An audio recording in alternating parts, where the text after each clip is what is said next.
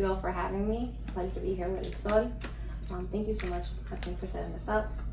A little bit about me. So I'm Zoraida Cordero. Pleasure to be here. And yes, my upbringing and roots are directed to Queens, New York. I lived there for majority of my childhood and the brink of my teenage years. I was the product of welcoming communities, and living in New York, you get to be blessed with a different diversity in the space of cultures and countries and people with different beliefs and values and food. And I remember when I was 15, I didn't understand what I was letting go. It wasn't a choice. My parents, fortunately for them, had an opportunity to purchase a home in Allentown, and it was affordable, which, as you're aware, New York is not the most affordable state.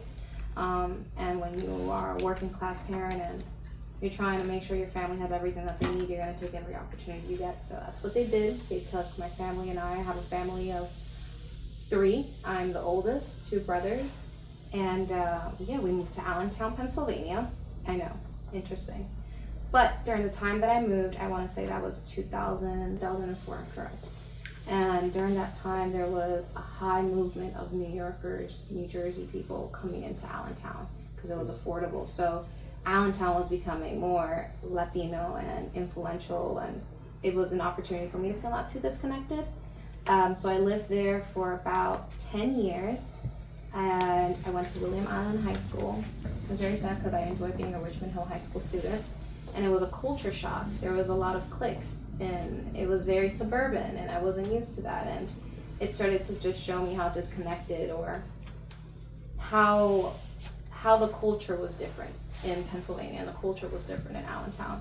So it was an opportunity for me to click, or if for better words, I kind of noted it and I pinned it, but I didn't understand what that meant and what I was missing or what I felt was needed, if that makes sense.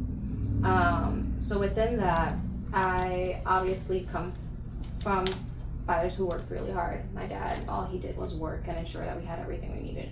My dad is Puerto Rican. My mom is from Peru. The story is they met in JFK, and I think a lot of love stories start at the airport. Theirs is cliche, but the story behind them is they wanted, and I take full pride in their story, and my mom migrated here from Peru. So I guess I'll give you a little snippet of that. My dad became my mom's best friend, and she needed papers. So they're like, hey, let's make this work. We can get married and blah, blah, blah. Unfortunately for him, he fell in love. So they decided to get married because they loved each other. And they pushed the time frame because now they wanted to get married. And along come me and these 3 kids. But I share that story because of how hard they worked, how welcoming they were, and how supportive they were of each other and supportive of the Latino community and one another. So I share that story with a lot of pride. And we're moving into Allentown. My dad, they were no longer at the airport, obviously. My mom's a stay-at-home mom, doing an amazing job raising us. My mom valued and instilled in us respect, integrity, always being proud of your heritage and being proud of speaking Spanish, and always making sure that you treat everyone with respect and inclusion. It doesn't matter who it is. If it's the person who is cleaning the classroom or cleaning an office space, you say good morning, good afternoon, how are you? Because this person deserves that. They're a human being. So all of those different ethics of being the best human possible to understanding people's struggles, because within that whole journey, I'm the translator, mediator, the person who's figuring out how to get to XYZ, and also helping my mom be able to tutor my siblings. And I'm also the latchkey kid who's at home babysitting at 10. And there's a lot of leadership that was instilled in me unintentionally. So when I graduated high school, although I had all these beautiful things that they still instilled in me, I wasn't exactly where I needed to be to go to college. But at home, you're going to succeed. I didn't work this hard for you not to go to school. You're going to go to college. Example, tú eres el mayor. You have to set the best example for your siblings. you need to also figure out a life, and we've worked so hard to get you this far, so now what are you going to do with this? Mind you, they didn't take into consideration I was working. At 16, I had my first job and I was helping my siblings, buying them stuff, paying bills. So I'm like, what more do I need to do? But I understood that their vision, right? And I think that my parents did a really good job at not instilling their expectations of what they wanted me to be, more of instilling, we want you to succeed. You decide what that looks like, but you're going to do it. And I appreciated that. But that doesn't mean I was ready, and I wasn't. My first year of college was 13th grade. I went to community college, and it's not a knock at community college. I think they do a great job. But for a student that was working and also holding a lot of other responsibilities and not really understanding math very well, I'm barely getting by, and I graduate, and now I'm expected to bring that up a notch and succeed in college. So I had to take a big step back, and I think for being 18 at that time, at that moment I had no idea what I was doing. But as an adult, I'm able to understand what I did. I had to figure out if I wanted to fail. Can I afford this? And I could not. My parents knew nothing about financial aid. And that was an opportunity for me. Again, another thing that I pinned: community, culture, values, and beliefs, and what does it mean to create welcoming communities, and then what is missing for youth, Latino youth, to thrive. I did what I had to do, but I didn't have what I needed to succeed in it. Not because it's a failure on my part or on my parents' part, it's just a limited access that was accessible for public school students. Especially, unfortunately, the model is the student that's thriving or in honors gets the extra supports, but the student that's just barely getting by, it's like, all right, we just want you to graduate. You're not really checking in with me. You haven't talked to me about financial advising. You haven't even talked to me about what career I want to do. The good with that was that I went to a technical institute in Allentown, which is a game changer. And it was half academia in the daytime and then half technical career. And I took cooking. I did not want to be a chef. I just wanted to learn how to cook. But I had an opportunity to apply this skill, and I was able to get a part-time job. So I was doing the things I needed to do, but I still felt like I was failing because I'm like, oh my God, look at me, I can't go to college. I'm going to be a nobody, or I don't want to be involved in criminal activity, because that's what society makes you feel, is if you don't go to college, or if you're a person of color or Latino or whatever, if you don't do these things, you're going to be a failure and you're going to wind up doing criminal activity, which isn't necessarily always true at all. The stats don't prove that. That happens because the missing supports are not there. And my privilege was I had a lot of friends that were in the military. So they were traveling, they were going to Japan, Korea, and Texas, and everyone's happy and making money. And I'm like, what am I doing here? You're like, wait a minute. What am I doing here, right? And they describe the discipline that came with it. They're working out and they feel more responsible. I'm not going to say that's everyone's veteran story or military story, but I think I was, as a child, I was always very selective with who my friends were, who my people were, and I think my parents instilled that. Not everyone's your friend, Zoraida. Some friends, algunas personas son your associates. Not everyone has your best interests at heart. So I always led with that, and these people were like, I'm like, okay, they're doing good, let me try it. So following in their footsteps, I joined the Army Reserve, and it was the best decision of my life. I signed up as a human resource specialist, and the reason why I did that was because it's an opportunity to apply a technical skill: personnel management, program organization, operations. Didn't know then that this would be applicable, but I'm like, oh, this is great stuff. It's amazing. I can use this later down the road.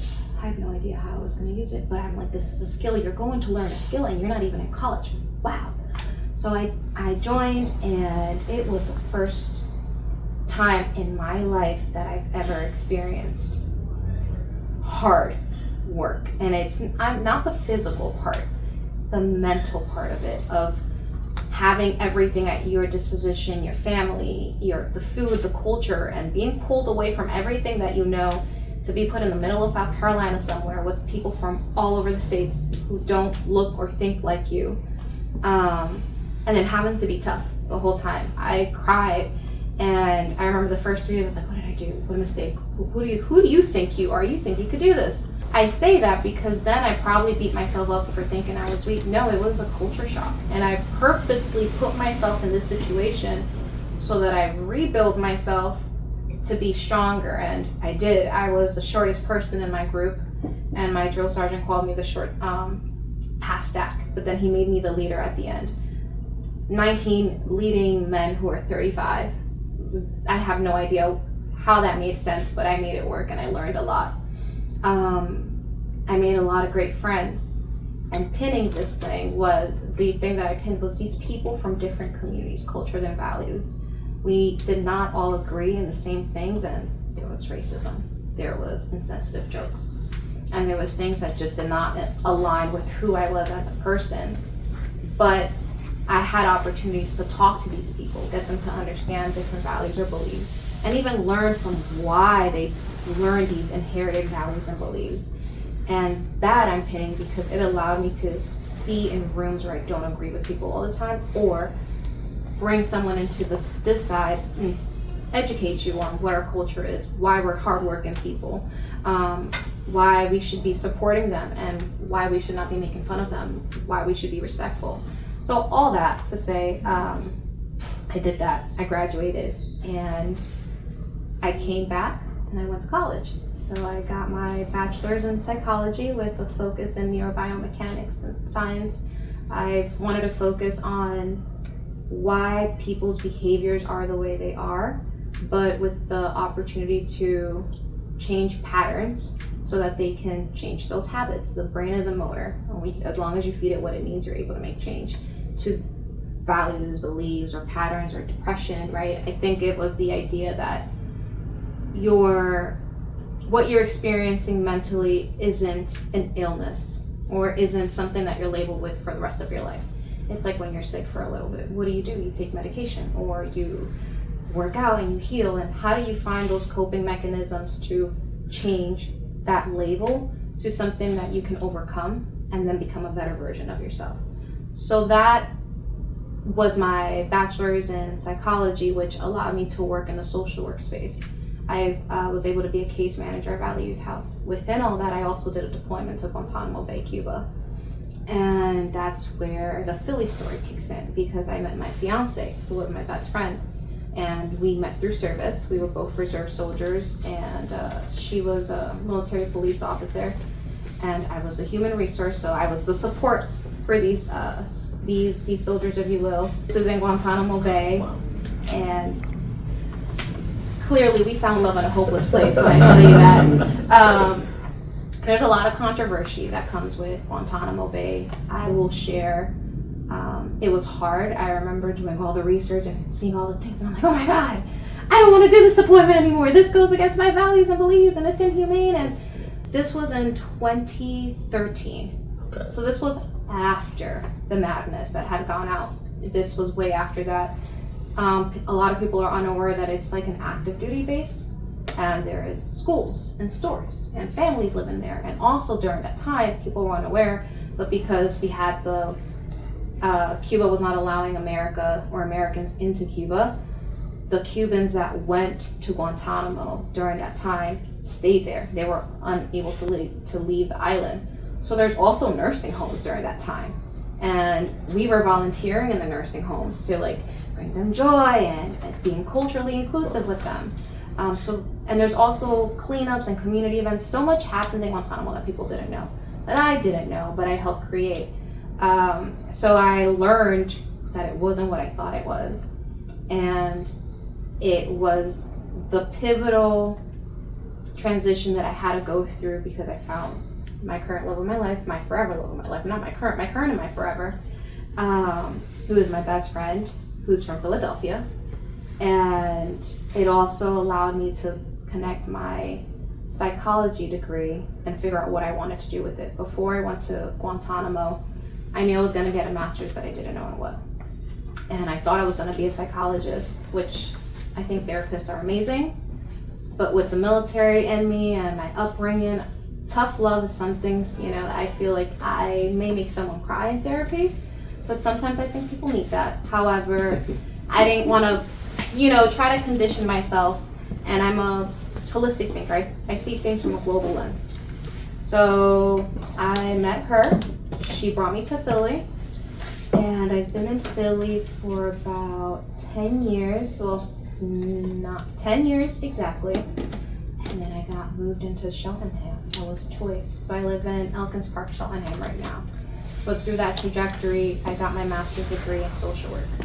And the reason why I did that is because it gave me the opportunity to be macro.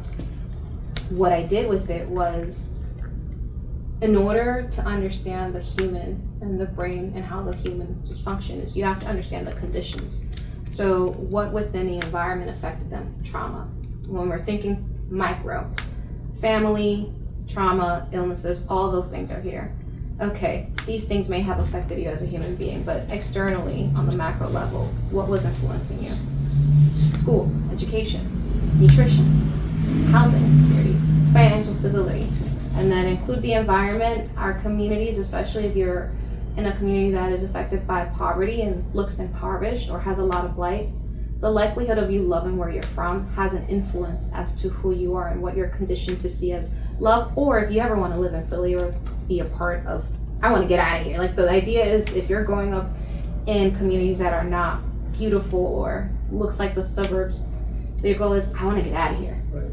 And I think with that degree, what I wanted to do is, how do we change these communities to be positive representations, give these families the resources that they need so that that individual thrives, and then also create a love for who you are, a love for where you're from, and a love for everything that has created you as a human being. And that is why I went to the social work route, and that's essentially how I see things. Is I'm not a savior. I don't think that I'm the one who's going to give anyone any pathway, or it's because of me that you're succeeding.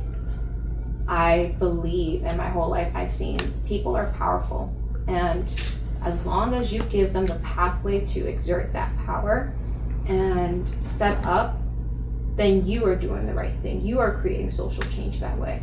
So my whole tool set is, make sure that people are thriving, make sure that people feel included and that people feel seen. And in that same token, ensuring that these people know that they're powerful. I'm just here as a tool to help them see their power. So I know I pinned in the beginning what was missing in Allentown. There's a lot of cliques, not enough community. And I know what's common when people are creating cliques or creating silos, which is also very relevant in Philadelphia and in other spaces, government, private sector, nonprofit. There is a sense of, you have to be a part of the cool kids club to get in, or there's a pass to get in. So my journey to the EPA was being aware that I had worked in community, and I understood that there was a lot of pollution, that we needed to clean up our communities, and that there is an environmental impact that we're not really addressing. 1. 2, I was aware that the communities that I worked with to do cleanups did not have access to the knowledge of what environmental impact means or what environmental inequity means, but they wanted to help. The problem with that problem was that they didn't feel like they belonged in the room because how it was being presented and or nadie lo estaba traduciendo. So you don't really understand your impact on that piece. On the other end, it ties in. I grew up because I grew up creciendo en una familia that las políticas que les sirven a ellos son a sus países. So my house, the first presidential election I was in and I got my mom involved was Obama. And from there I was like, oh, we don't talk about politics at home, and what's wrong with that? And there's nothing wrong. It was, they weren't being taught that, and as we're aware, I believe sometimes that's intentional because we don't want representation or we don't want people challenging and asking questions about policies. So when I combine the environment piece, access to knowledge, what the EPA is doing on a government level, who are the representatives in in politics that care about environmental justice and equities, I felt that it would be the perfect opportunity to blend them and say, all right, I know how to connect to community. This is going to be great. At the large scale, it was Region 3 supported, still supports, because I'm not there anymore. Pennsylvania, West Virginia, Delaware. And the mission that families and community members aren't aware of is finding out where there are contaminated sites, and those sites become Superfund sites once they're put into the national record list of priorities, NPL list, national priorities list. That means that these sites need to be cleaned up and they need to be repurposed and reused back into the community, which also means that the community was unaware of the contaminants. And now it's the EPA's job to inform the contamination of these sites on the physical health, environmental health, all that. And I had the pleasure of doing that for 9 months, pero I took this position right at the beginning of this administration. And the concern wasn't so much who was in office, it was what this person was doing in office and how it was challenging the inclusion of people. We got rid of race and we got rid of environmental justice, which was the core reason as to why I joined the EPA. And also race didn't exist, so as a Latina, I'm like, you don't see me, I don't belong here. And if you don't see me, then you don't see the communities I'm working with. And the reason why I took this job was to get to the core of our community, and would love to translate if I could, which I was able to do. So I needed to figure out what would be the best way to transition out of that, because one, furlough was happening. People were being fired left and right. Two, government shutdown. And it's like, all right, our days are numbered. And even though we didn't know, everyone's finding things out by the news first before we found out. I believe that trauma and that fear that people were living in wasn't fair for anyone. And I had the opportunity to step away from it because I'm an SPN now. But it was a hard time, and less on me as an individual, more on me watching employees, career employees who have been there for years, who love their work and no longer exist there. Yeah. In our definition, in our name, Sustainable Business Network, it's not just small businesses. It's small businesses, middle-sized businesses, and corporations. And when you remove the business as a whole, SBN is on the approach of a triple bottom, which is people, planet, profit. If we're not taking care of our planet and our business isn't focused on environmental impact or sustainability, you're hurting the earth, which ultimately impacts us as humans and our health. That people piece. The people piece is creating opportunities for mobility, opportunities for people to work, professions. You're also thinking about the communities that they're a part of, representation. And where I saw fit for myself is I'm aware of how sometimes these spaces are more whitewashed when you're thinking about sustainability, and how this would be an opportunity to bring communities of color, Latinos, communities who are in the BIPOC community, Black, Indigenous, people of color, ensuring that they're represented in this room and that they feel supported. And then the final piece, which is profit. If we're able to put these three things together, and instead of seeing them as individual pieces, if you're working with them as interconnected pieces, you could create impact and change at all levels, which would be an opportunity for the small businesses to scale up, an opportunity for startup businesses or up-and-coming entrepreneurs who want to start a business to be influenced and seeing, oh, there's success. So in a space where I think people would feel discouraged, I saw hope, because regardless of who's in office, we care about sustainability. You want to ensure your business succeeds. And business is important for the economy in America. Business is important for Philadelphia. We need to increase our economy. But business is super important for the community. We need to bring revenue back to our communities. How we go about doing that, which is that environmental piece, is crucial. When you think that you shouldn't care about the environment and it doesn't have impact, where SBN provided me with an opportunity to think differently was that if you explain if you look at the environment, or you define the environment on the visionary scale of, here you are and here is the world. This is what you're doing when you don't do X, Y, Z, or this is what you're doing when you do create sustainable practices. This is what the world will look like when you don't apply that. And if we all live in this world and we all want our planet to exist, we should be prioritizing the environmental impact. So regardless of who is in office, the advocacy is there. And that's where I found an opportunity to be able to take a stance versus a limitation in government where you can't really say much, but also being cautious and intentional, being nonpartisan, because I don't want anyone to feel excluded. And I don't want to let politics get in the way of saving the planet. It sounds, I think, corny, right? We want to save the planet and green tree huggers, but the reality is this goes to my core and everything that I've done, youth and community. They're the next generation. They're going to be our doctors. They're going to be taking care of us when we're older. And not that we don't matter, we do, but it's our job now to be setting up and be creating the space for this next generation. So I found inspiration and I found hope in this opportunity that I was not currently feeling in the EPA. So I think that what needs to happen is a level of transparency and inclusion in the space, and I believe honoring. There's trauma. All of that is related to trauma. You had a vision and now these experiences are coming along. So how do we address that? I think there's power in community.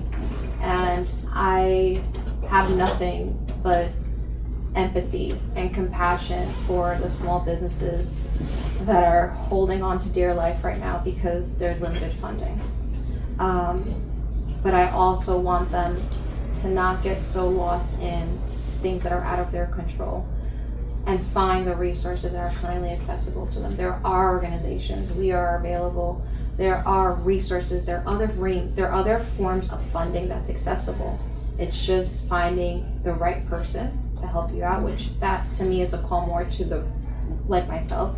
Those resources that are accessible should be showing up in community, saying, hey, we know you're struggling with this is how we can meet that need. But on the other end is allowing them to go out, understand that they're not alone, and the reality is systems are going to change, leadership is going to change, this isn't forever.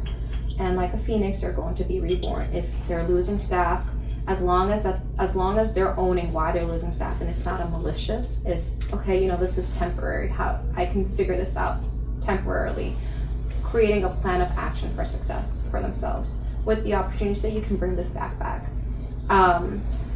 I also think that the messaging for me on my end is to let them know that my goal with their struggles is to understand what those struggles are and pipeline resources and funding. I know that nonprofits are struggling. I saw the cuts. I was a part of the space where grants were being cut with the EPA, which is major. And a lot of that had to do with language. So there's been a lot of controversial conversations regarding, do we remove DEI? Do we start leading with this? And I agree that this is a whole, for me, I felt the shock, like, you don't believe in me or see me, what does that mean?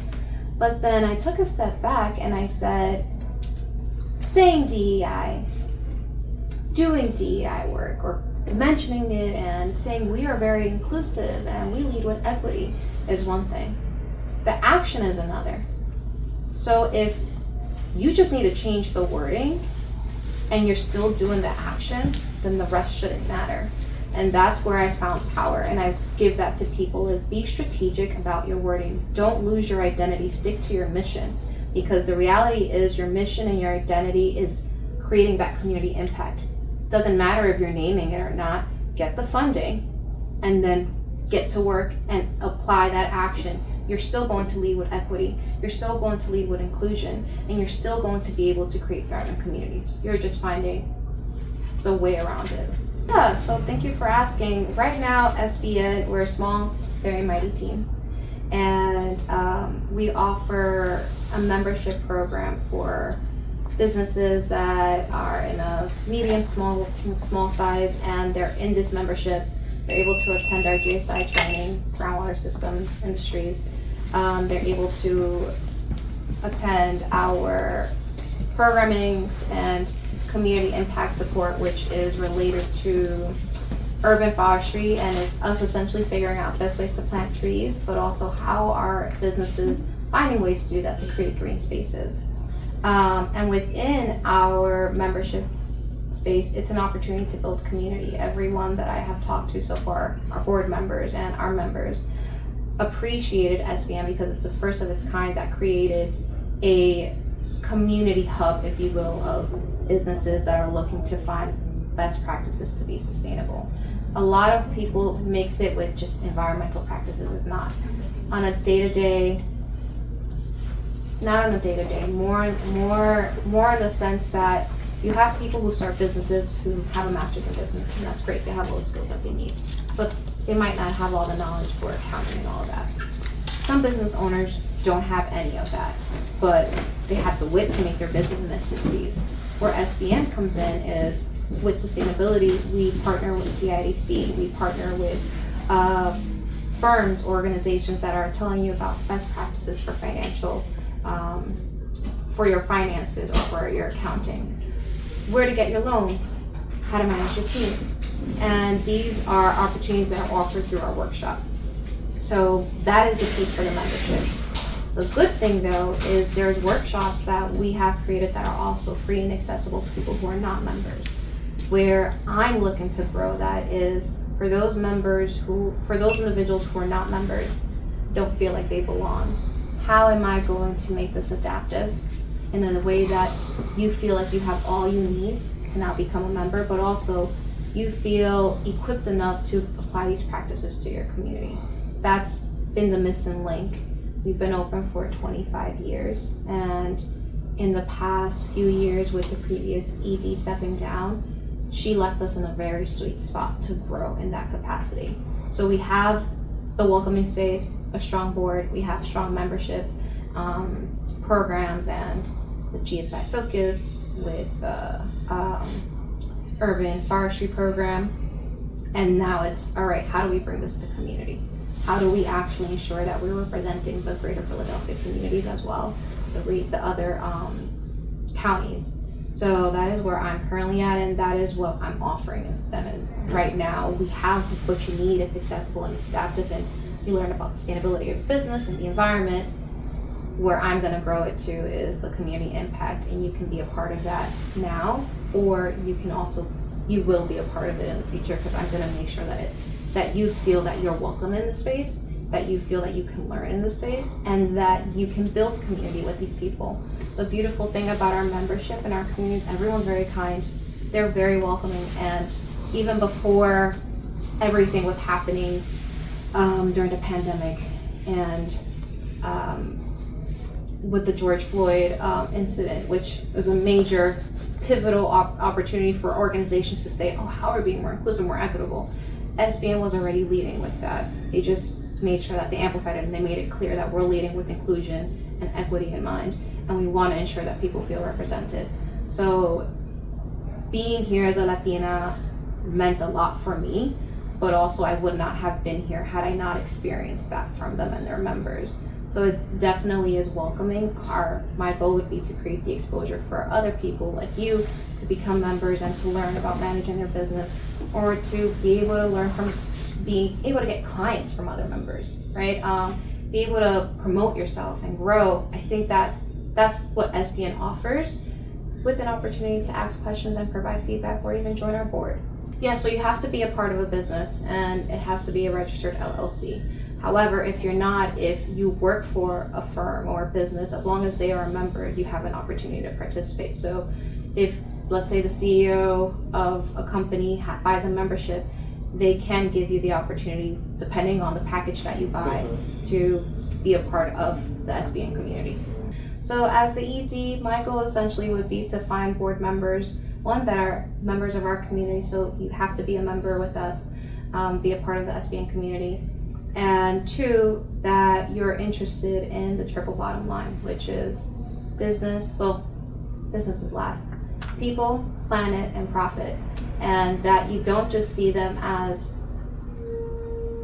different you don't just see them as different beings or different entities that don't coexist. They do coexist. So it would be an opportunity to find individuals that are in the environmental space, and that's their expertise, in the policy landscape, and that's great. We're definitely looking for support there, because we also want to make sure that we're representing and supporting any legislation related to taxes or legislation impacting environment.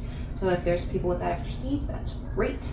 We're looking for individuals with background in sustainability for businesses. So anyone that knows how to create a thriving, successful business, and you have the skills to do that, whether that's through financial literacy, or that is through business management and best practices. We're looking for members of that nature. But we're also looking for people who have an aspect or a strength in building communities and fostering good relationships, which fundraising and development on the plus side. On the other side, the relationship development and the community interest is, how do you use this funding to be able to create programs that are inclusive of people that aren't in the room.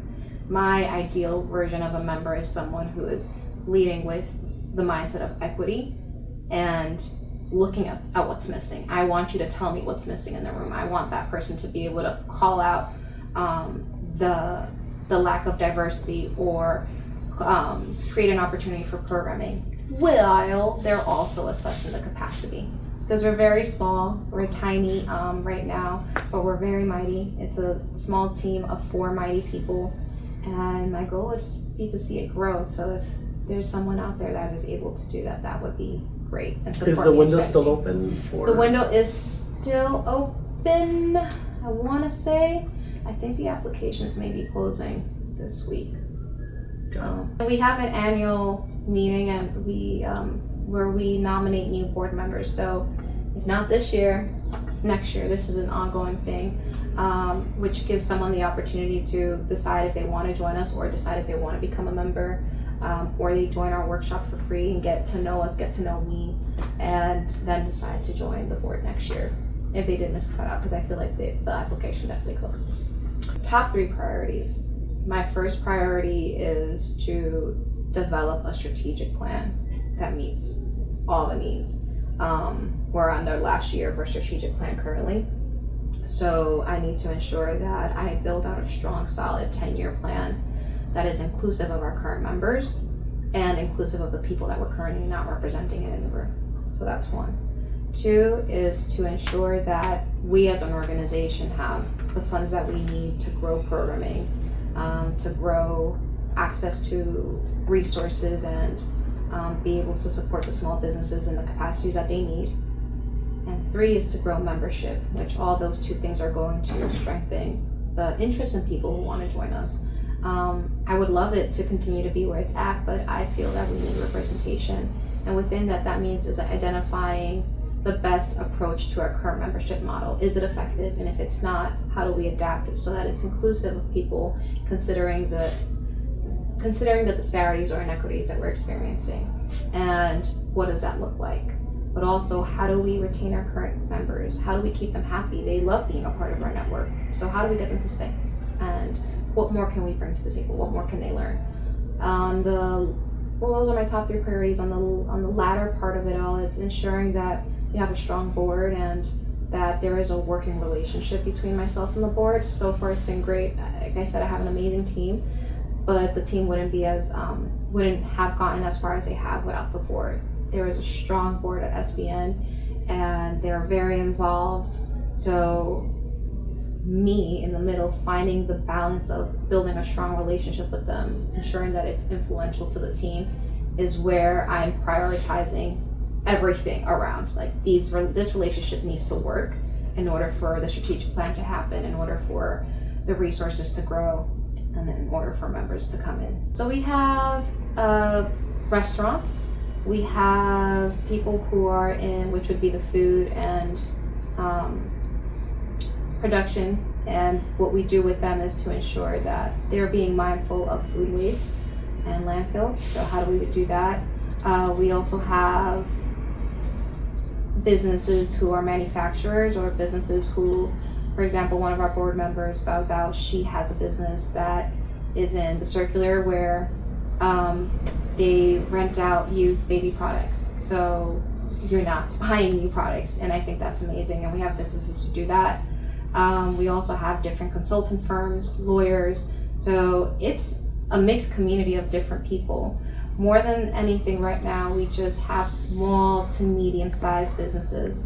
We are looking to grow in the corporate space, one, so that they understand what these businesses need, two, to see if they can be a support to us in advocacy and policy, but also to collaborate to create a shift within the community. So we do have a small percentage of businesses who are Latinos. I am aware of that. I'm only 3 weeks in, well, 2 weeks and some change. But as a Latina, I feel that we need more representation. We need more representation of people of color overall, Black, African American, and people of color in general. We do have some Asian communities. We have a connection with the Asian Chamber of Commerce, but I feel that it is my mission to ensure that the Latinos feel represented.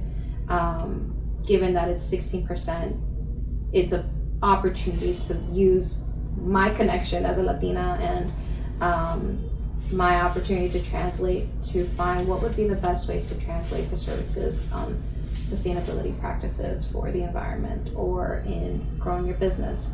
I believe that if I were to work on those efforts, or if I show up in these spaces the way I used to, because I've been in the community in Philadelphia for many different reasons in different nonprofits. I want to be able to show up now as SBN to say, hey, we can help you out. We have these workshops for you. Here's a membership opportunity. This is what comes with the membership opportunity. And if not, how is it that we can help you become a member, right? Which is for me to recognize the new approach, if possible, the new strategic plan for the membership model.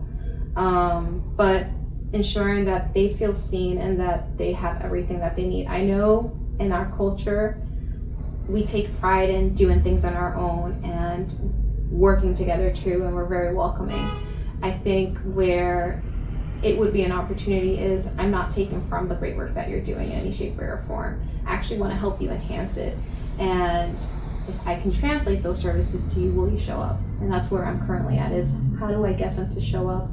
Will they show up? And what will I do to ensure that they will show up, they will be here. They are the reason why we are where we're at right now. So in everything that I do, it's my mission to ensure that they're represented and that they're heard and that they're seen. Does every space function that way? No. So hopefully with me in this role, I'm able to amplify that, bring them, represent them, and show why they're necessary, why we need to keep them, why they need to stay, and why they need to sustain themselves. We can't afford to lose the businesses that we have, but what are we doing to ensure that they're here, that they stay, and that they feel seen, or that they feel represented? Because let's be honest, there's people who are Latinos or people who are from other countries who forget where they come from, and they start neglecting their community and their roots, and they don't help them thrive. And that's not a knock on them. I don't know what their trauma is and what their life experience is. That's not me, and that's not what I'm looking to do in this space. So if anyone wants to connect with me, you can reach me at my email, which is Zoraida@sbnphiladelphia.org, or you can visit our website, sbnphiladelphia.org, or you can follow us on LinkedIn, on Instagram. I am very involved in social media, and I know that we are looking to ramp up our comms, our marketing and our branding for that. So if there's any suggestions or any support you want to provide in that area, that would be great as well. But I'm accessible, email, socials, or even if you want to grab coffee. I know in our culture we like to sit down and break bread and get to know one another. So I'm always open to setting up time. So it's going to be our holiday party. Thank you. It's December 10th from 6 to 9 p.m.